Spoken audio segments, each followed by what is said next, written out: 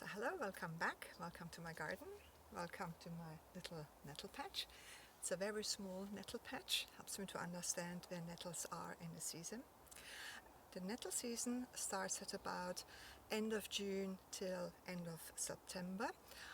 You could collect nettles a little bit earlier. I usually don't do that because it's very important for the local wildlife. The most iconic British butterflies feed on it, birds eat the seeds, moths. So even though some of the nettles are already tall enough to be processed earlier, I would say the time of the year to process nettles is between end of June till end of September.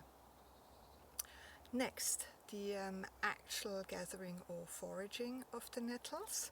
So what you will need is, in terms of tools, waterproof gloves and secateurs. And waterproof gloves are important because at this step in the process the nettles still sting. You want to protect yourself from the sting. So I cut a nettle already earlier. It's a bit smaller than what I would recommend, but it's easier to demonstrate. So for fibre, I would recommend that you look out for nettles which are about 5 foot, 5.5 foot tall. You want about a good centimetre diameter at the bottom of the stem. Or you could go by the discoloration, because the closer the stem is to the ground, the more woody the stem is, and in the very woody parts the fibre is actually not very good, so you might as well cut above it. If you can't see discoloration, about 4 inches from the base. Okay, so 5 to 5.5 foot tall, about a centimetre at the base, and 4 inches from the ground, or wherever you see discoloration you think it's not worthwhile. It's also good to pick the nettles from the middle of the patch because you want few leaf nodes. I said earlier, if you're very careful, you can extract the fibre over the whole length of the nettle, and that makes very long and silky fibre. It might break down, however, and these leaf nodes from your side is where the nettle fibre is prone to break down. Okay, so the less leaves you have, the less nodes you have, and the easier it is to process the nettle for fibre. Right, okay, so the nettle still stings, and now it doesn't. As I said earlier, the sting is chemical and will disappear either when the plant wilts or when you pop them, and if you run along the stem with waterproof gloves, then that means you pop them safely without getting the fluids, the chemical fluids, the acids on your hand, and this way you won't irritate your skin in the process. So how do you top and tail nettles? As I said, you don't want the woody bits at the bottom, and where it's getting so thin that it's not worth processing it for fibre, you can top and tail them. Right, okay. Next step, retting, and for that I simply place the nettles on the ground because I do dew retting. That means I rest the nettles on the ground for anything between, I like to ret quite short, I'm impatient, 4 to 8 days. You can go up to 3 weeks, it depends on the weather a little bit as well.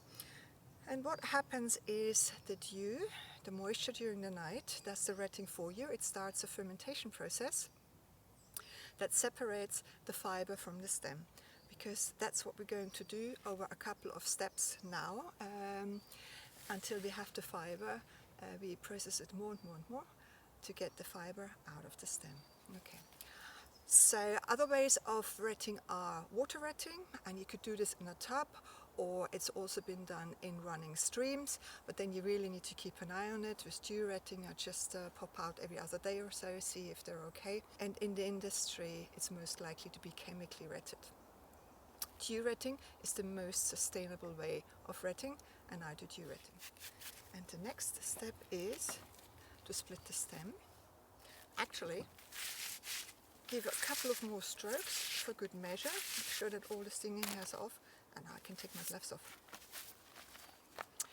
And for the next step I need a knife. This is a butter knife.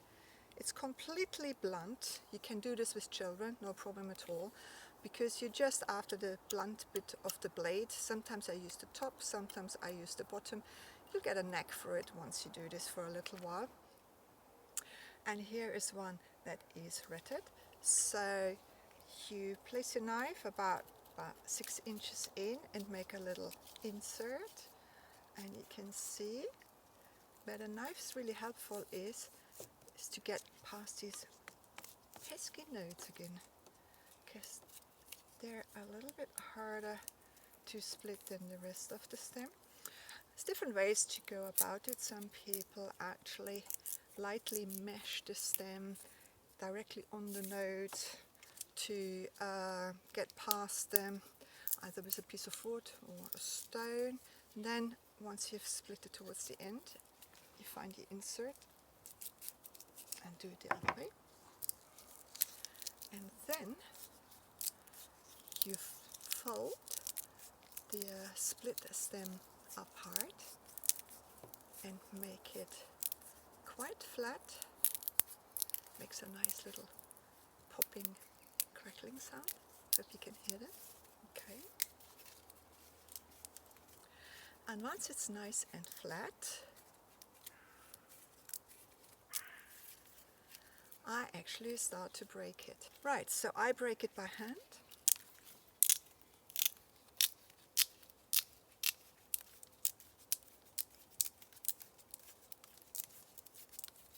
Okay, and then I have this nice round flat stem like this. And now it needs to be dried to be bone dry. And then I pull the woody pith, the inner woody pith, from the outer bust. The fibre will still sit in the outer bust, so that's what I'm after. So I do this very carefully. And what I actually do is, so where I break this, I just put a little bit of tension on the bust, and then I peel it off. And when you apply the tension, it comes off a little bit already anyway, and then I take it off. And now you can see already the first fibers popping out. I hope you can see this. Okay, so I take off the rest of the woody pith, and that's still useful. That's not a waste product. As I said, nettle is a zero waste plant. You can use the leaves for dyeing, the root for dyeing, stem for fibre, and in the processing, these woody bits that come off, they can either go in the compost or you can make paper from it. And artists make paper from that. Still very rich in cellulose. Okay. And now I have a portion here where I have just the dried bust, and as I said, this is just a short piece for demonstration purposes. For a whole nettle that looks a little bit more like this kind of length.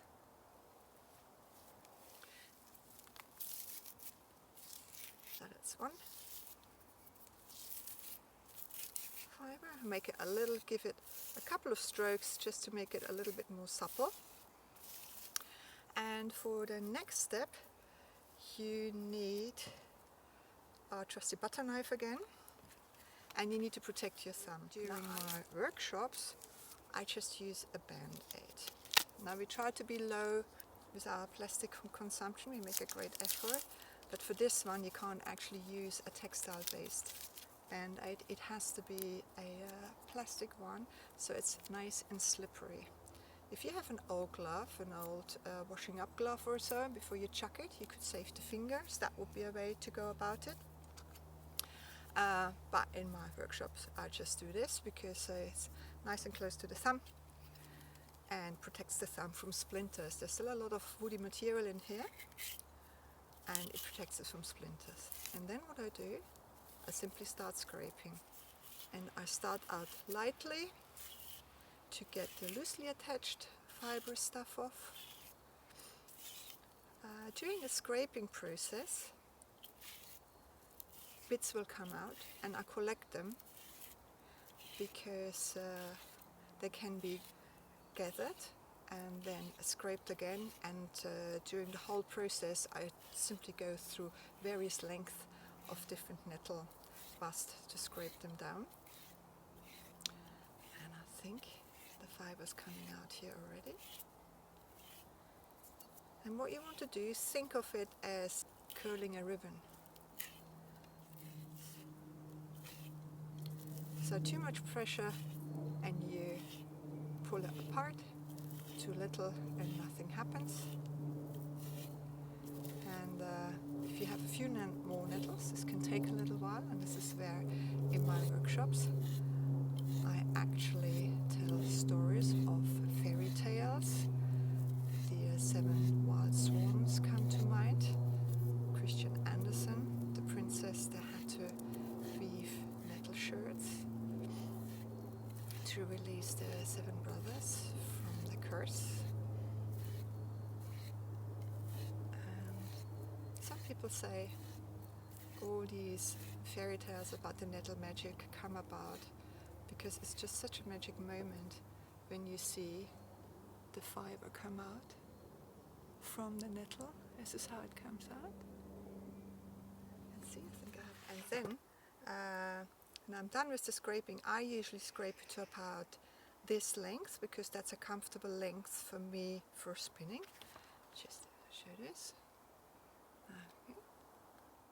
I teach a very basic spinning method in my workshops, and it's called stick spinning. So here I have a little bit of fluff, and the only thing spinning is actually apply, and take plaster off to demonstrate, apply twist until it holds. Okay, so it's a bit of twist. And once you have applied a twist, it holds, and then you draft and twist and tuck and hold. And once you have so much that you can't hold onto it anymore, you get yourself a little stick, roll it on, and these are the basics for every spin. The only thing you do is you draft and you apply twist. Give it a little tug, see if it holds, and roll on. Okay, so that was spinning, and that is some of my hand spun yarn. And this is one of the samples I created with that hand spun yarn. So this is woven from locally foraged, hand processed and hand spun nettle. I collected myself and I wove this myself, and half of the portion is done in a plain weave, and you can see it's got a little bit of drape, and the other half is woven as a twill, and that has much more drape straight away. It's really quite comfortable on the skin straight away. After the first couple of washes, we wash every kind of woven piece once it comes off the loom to finish it, so that's normal. And when it came off the loom, it was just a little bit stiff, but it was straight away comfortable on the skin. And now with more washes, it gets more and more supple. And all of you which ever had the chance to handle vintage linen know that this can now get incredibly soft and very comfy to the skin. So thank you very much for watching.